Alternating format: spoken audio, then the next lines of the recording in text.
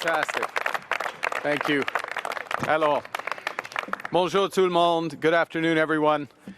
It is with great honor and greater humility that I have accepted the Governor General's request to form a new government. And I share this responsibility with the members of Canada's new federal cabinet. I'm going to applaud them. Canadians elected this new government with a strong mandate to define a new economic and security relationship with the United States and to build a stronger economy for all Canadians. Canadians also sent a clear message that their cost of living must come down and that our communities must be safe. The swearing in of this cabinet is amongst the fastest following an election, and the beginning of the new parliament will be one of the most rapid following an election in Canadian history.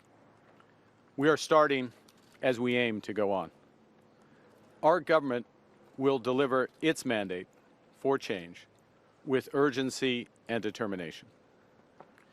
We're going to deliver that mandate with a new team, purpose-built for this hinge moment in Canada's history. This cabinet is smaller and more focused than those of previous governments. It will operate with a commitment to true cabinet government, with everyone expected and empowered to show leadership, to bring new ideas, to have a clear focus, and to take decisive actions to accomplish their work. In a return to more traditional cabinet government, our cabinet will be supported by 10 secretaries of state who will lead on key priorities within their ministers' portfolios. Nous allons gouverner en tant qu'équipe, autant au sein du Conseil des ministres que du caucus, et travailler de façon constructive avec l'ensemble des partis au Parlement. The decisions made by this new Parliament, which starts on the 26th of May, will be critical to Canada's future. Our new government's core priorities will be outlined on the 27th of May by His Majesty King Charles III in the speech from the throne. Nous allons travailler avec l'ensemble de nos partenaires pour atteindre nos objectifs et réaliser les changements désirés par les Canadiens et Canadiennes.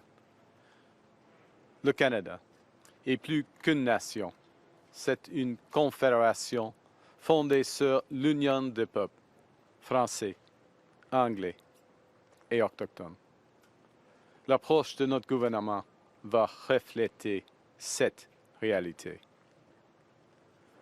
We will govern as a cabinet constructively and collaboratively, working with caucus and across parties in Parliament to deliver the change that Canadians want and desire. Our new government will be a strong and reliable partner to the provinces, the territories, and to Indigenous peoples. We will reinforce bridges across labour, business, and civil society. And together, we will advance the nation-building investments that will support the core mission of this government, which is to create the strongest economy in the G7, an economy that works for everyone. Alors que nos travailleurs et nos entreprises continuent de faire face aux tarifs injustifiés imposés par les États-Unis, mon gouvernement va se battre pour le Canada, pour que le Canada obtienne le meilleur accord possible.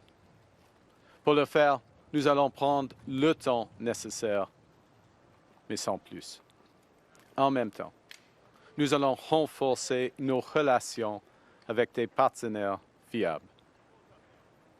Le Canada a ce dont le monde a besoin.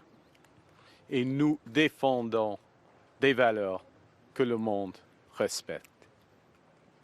Nous allons renforcer notre propre économie, une économie qui crée des emplois, qui augmente les salaires, qui est résiliente face aux chocs. Pour y arriver, nous allons bâtir une seule économie canadienne au lieu de 13. D'ici la fête du Canada, mon gouvernement aura fait sa part pour atteindre cet objectif.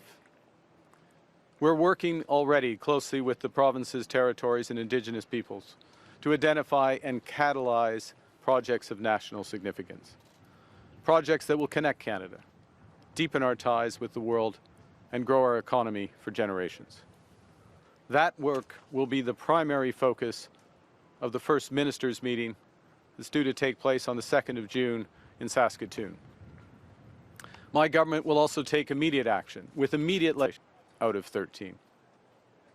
In everything, we will be guided by our conviction that our economy is only strong when it serves everyone. That means bringing down costs for all Canadians. It means making life more affordable and helping everyone to get ahead.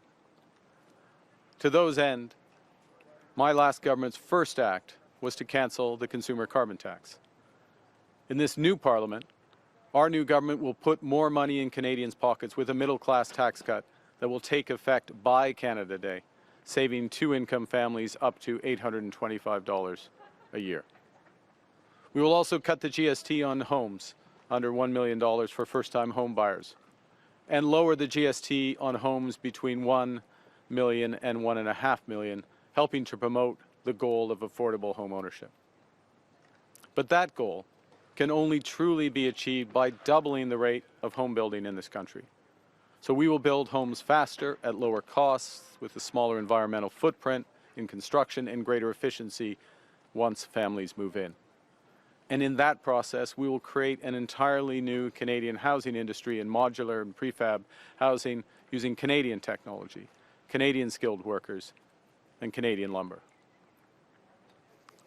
My government will work relentlessly to keep Canada secure as a sovereign nation and to keep Canadians safe in their communities. We will build a stronger Canadian Armed Forces to defend every inch of our territory through unprecedented investments in land, air, sea, and cyberspace. We will strengthen Canadian law enforcement and border security, including with 1,000 new RCMP personnel and 1,000 new border security officers. And we will toughen the criminal code for those threatening the safety of Canadians, including making bail harder to get for those charged with stealing cars, with home invasion, or with human trafficking. Nous allons bâtir la confiance en notre système de justice et nous allons faire de même avec notre système d'immigration. Nous allons ramener l'immigration à des niveaux raisonnables en plafonnant le nombre de travailleurs étrangers temporaires et d'étudiants internationaux. Dans toutes nos actions, nous serons guidés par une nouvelle discipline fiscale. Notre gouvernement va dépenser moins pour que les Canadiens puissent investir plus. Ce travail a déjà commencé et notre nouveau gouvernement va redoubler d'efforts dès demain lors de la première rencontre du Conseil des ministres. Les Canadiens nous ont donné le mandat d'apporter de grands changements rapidement, de bâtir. Je travaillerai sans relâche pour être digne de leur confiance. In this past election, more than 1,900 people put their names on a ballot, and more than 19 million Canadians marked those ballots with their choice. And every vote counted. So whether you voted for this government or not, we are in your service, in the service of building a stronger, more united Canada. We will build and we will govern for all Canadians. Build big, build bold, build now. Thank you very much. Merci beaucoup. I'll be happy to take your questions.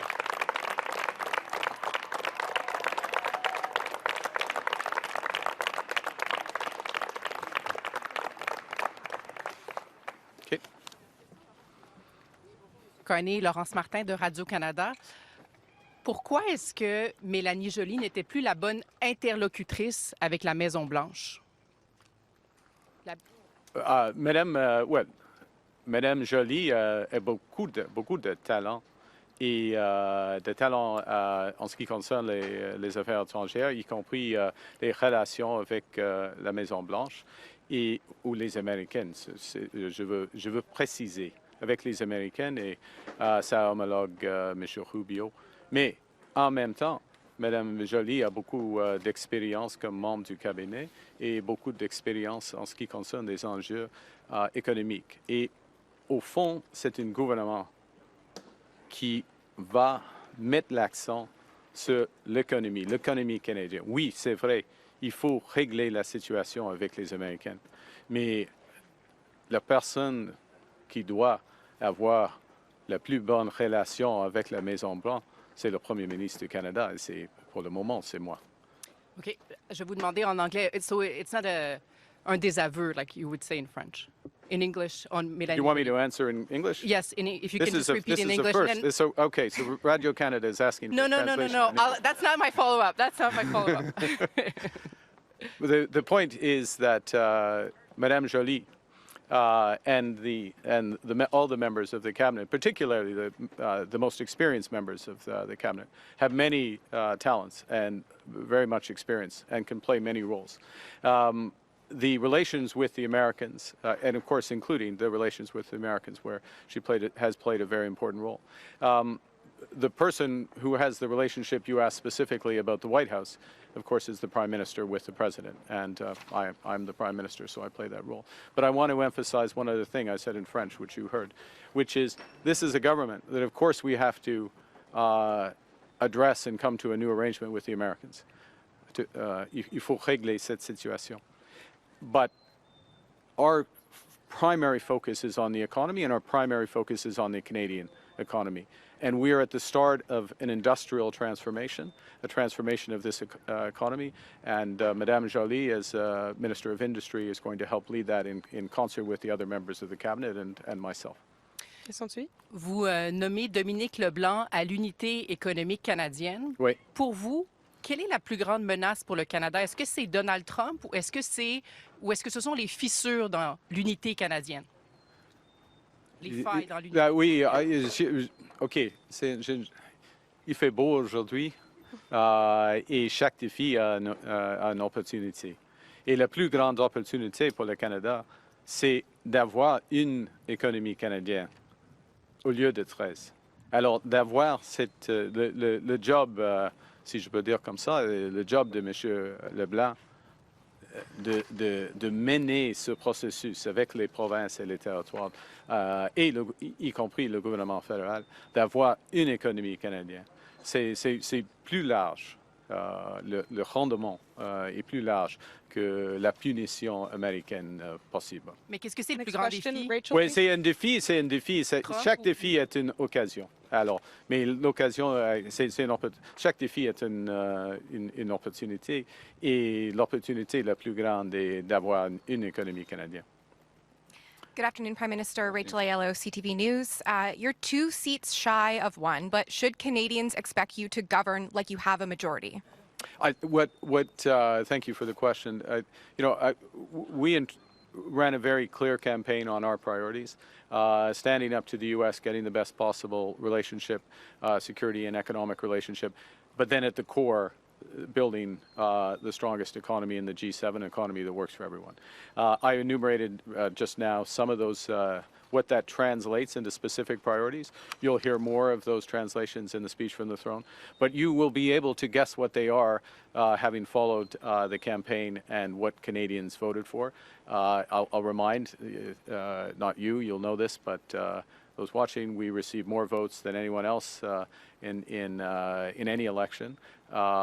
We are in a position where we have cabinet members from all the provinces. I'm very proud of that, and a cabinet member full cabinet member from the territories. So we're governing for all Canadians, all regions, with a strong and clear mandate that came out of the election, and that's how we will govern. Thank you.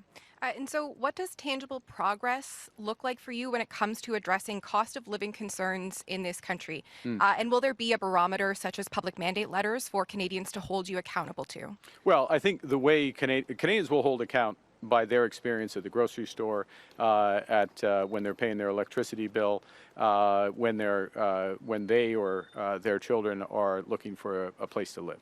So it will be their experiences how they will they will form those judgments, and then of course accountability comes at the ballot box. mandate letters, cabinet discussions, legislation, regulation, these are just steps to accomplish those ultimate goals. And it's what the experience is of Canadian families. That's how they will judge cost of living. I will say one other thing, but there are two elements to cost of living. One is the actual cost of things, and the other is, are people's salaries growing? Is their take-home pay increasing? Can they find jobs readily? And those last aspects, we have to focus on those aspects as well. We can act most quickly, most immediately with the middle-class tax cut, which is, as I said in my remarks, we will act by Canada Day. Parliament has to approve it. We'll have to find 2 extra votes in order to get that. But we clearly campaigned on that, and we'll put that forth. But more broadly, what we need to do is build this economy, create great jobs for Canadians. At the same time, costs are held under control. But it's really about jobs and growth in incomes that will help all Canadians get ahead. Next question, Push and Kissing.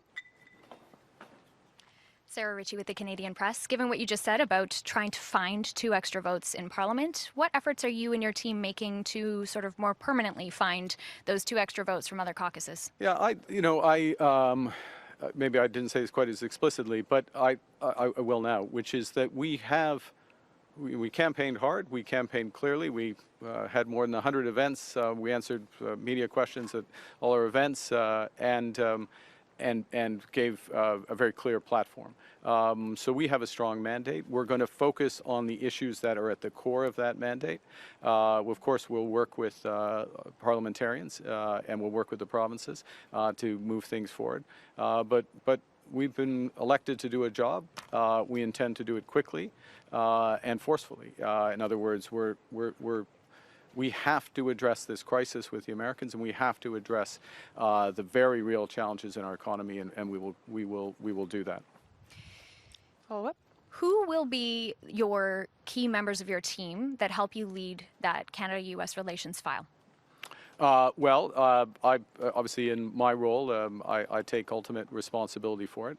But the Minister of Foreign Affairs will play a role. The Minister of Finance, the Minister, Monsieur Leblanc, in his role specifically designated with respect to Canada-U.S. trade, as will the Minister of Defense and the Minister of Public Safety, because there are aspects, and I will say, without going into great detail, that it was a week ago, I guess, when I met with a number of us met with President Trump and his team, and in the broader discussions outside of the Oval Office in the Roosevelt Room, we touched on all those issues: public safety, defense, as well as all aspects of economics and trade.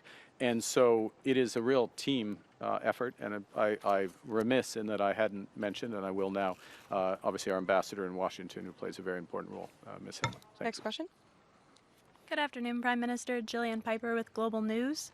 Interim NDP leader Don Davies told Global News that your government was reaching out and calling NDP individuals about trying to poach them to join your party. Are you trying to poach NDP MPs to join the Liberals? Look, we, as I said a moment ago, we have a clear mandate. We'll work towards that clear mandate. We're always interested in working with parliamentarians from any of the opposition parties to support that mandate. Obviously, those discussions will intensify as Parliament returns in the course of the next, well, it's less than 2 weeks. So clear mandate, focus on those. Speech from the throne will be quite clear in terms of our priorities. We'll work with Parliament. Thank you. And as a follow-up, when Gregor Robertson was Vancouver mayor, the price of buying a house increased by 179% in one of the most expensive markets in Canada. Why do you think someone with this track record should oversee the housing file? Is this a signal from you that you don't think housing prices should go down? You would be very hard-pressed to make that conclusion from everything I've said and what our priorities are. We have a strong view on housing, a very clear policy, a policy developed with a number of members of the team, including with Mr. Robertson, and I'm thrilled that he is in the new role because he brings the type of experience that we need to tackle some aspects of this problem. One of them is is how the federal government can help get municipal costs and municipal regulation costs down and regulation out of the way so that more houses can be built. Ultimately, a housing crisis, and it is a crisis, is ultimately solved by supply. We can do things to help with affordability at the start, which is why we have the GST cut, but ultimately it's a question of supply. And as I think you know, Julie, we have very aggressive objectives on supply, the doubling of the building of supply across Canada. We're going to have to change how we build. And a lot of that expertise, it's not exclusively, but a lot of it is actually been developed in British Columbia. Minister Robertson is very familiar with it. We're going to incorporate that, but in a pan-Canadian strategy to really drive this. Thank you. Next question. You'll hear a lot more about it over time. Monsieur. Prochaine question. Bonjour, Raymond Bonjour. Fillon de TVA. Monsieur Carney, plusieurs s'attendaient à voir Carlos Leitao dans votre équipe ministérielle, l'ancien ministre des Finances du Québec. Pourquoi ne pas l'avoir inséré dans votre équipe? Monsieur Leitao, je lui connais bien. Il est très capable, beaucoup d'expérience. Je suis très content qu'il est une député libérale. C'est difficile de créer une cabinet ciblé, une cabinet assez petit de gouverner dans une manière efficace et rapide. Et alors, il faut faire des choix. Et j'ai fait des choix. M. Leitao, évidemment, il n'est pas un membre du cabinet maintenant, mais il est un membre de l'équipe libérale. Et on va travailler dans une étroite collaboration avec lui. Je vais également vous entendre au sujet de l'élection dans la circonscription de Terrebonne que votre parti a remportée par une seule voix, selon le dernier décompte. Il y aurait eu des irrégularités, selon toute évidence. Est-ce que vous êtes d'avis que l'élection devrait être reprise? Les gens n'ont pas pu voter par la poste, entre autres. Premièrement, c'est mieux de gagner par une voix et de perdre par une voix. Alors, c'est pas ma première observation. Et il y avait une vérification judiciaire vient de finir. Alors, on a un processus judiciaire. On a eu. C'est pas pour moi de juger un processus formel comme ça. Donc, pas d'élection? C'est réglé?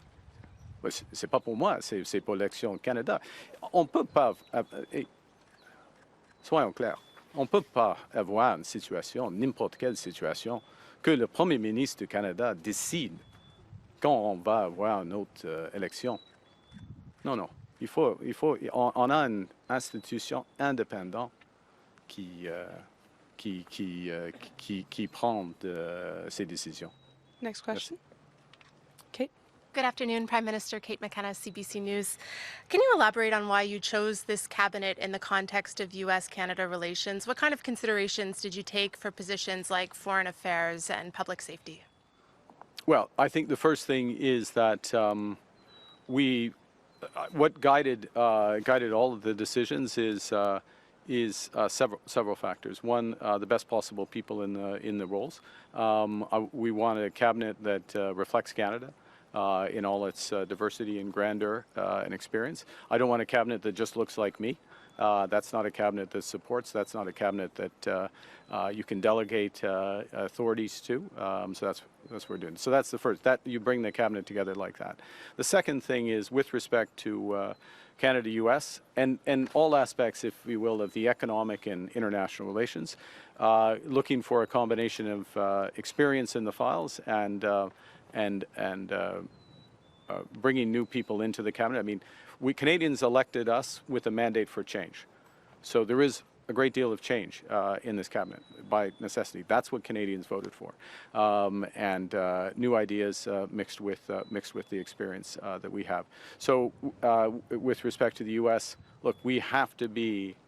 I'll concentrate my answer on the security and defense side. We are developing. We have a series of choices, both the U.S. and Canada, to make about how we can better manage our border. We think we've made tremendous progress on it. In fact, we have made tremendous progress. But where do we go over the next decade? And then what degree of interoperability do we have in our military? in a world that's more dangerous and divided. And so we have big decisions to make there. And you see in both the Minister of Public Safety and the Minister of Defense deep experience in the government, and I think that's appropriate. How do you balance the need to bring in new voices while maintaining experienced members of your team? Well, I sort of drifted into, I anticipated your question, I guess, but I drifted in the answer. You need to balance it. I think that it is a very good question because you should balance it. Part of this is, again, Canadians voted for change, and part of it is bringing in those new perspectives. And, you know, we have half of the cabinet are new members to cabinet. 9 of the 10 secretaries of state are new. I mean, new broadly to a governing role. So there is a tremendous amount of change. But it also means that, you know, half of the cabinet has experience. Perhaps they're in different roles, but they're going to be around the table. And what is crucial, last point, in my view and experience, is how you govern, how you run cabinet meetings, how you run committee meetings. How you delegate authority through the mandates to ministers, so you get the maximum out of that experience and those fresh perspectives. And we intend to have a true cabinet government. Thank you. We'll have time for one last question. Dernière question. Émilie. Émilie Bergeron, la presse canadienne. Bonjour, Monsieur Carney. Pourquoi avez-vous senti le besoin de faire de la place à autant de nouvelles personnes dans votre cabinet? Est-ce que c'était pour vous distancier de Monsieur Trudeau? Comme je viens de dire, les Canadiens et Canadiens ont voté pour des grands changements. Pas des petits changements, des grands changements. Et c'est nécessaire d'avoir des nouvelles perspectives, et avec l'expérience. Et alors, à ce moment, nous avons un cabinet, un conseil de ministres, qui, avec 14 ministres avec beaucoup d'expérience et 14 de nouveaux. Pour moi, c'est parfait. Et ensuite, en anglais. We need to balance experience and new perspectives. Canadians voted for big change, not small change. They voted for big change.